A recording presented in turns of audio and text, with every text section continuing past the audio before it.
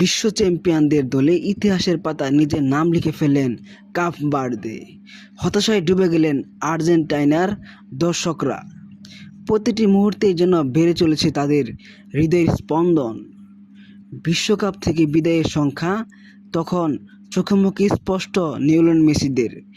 একের পর এক আক্রমণের চাপে বিশ্ব চ্যাম্পিয়নরা, আর সাহসী কাপ বার্দে লিখছে নতুন এক রূপকথা। মুহূর্তে স্তব্ধ আর্জেন্টিনা, স্বপ্ন ভঙ্গের আতঙ্কে কাঁদছে কোটি ভক্তের হৃদয়। প্রথম থেকে দারুণ খেলতে থাকে আর্জেন্টিনা ও কাপ বার্দে।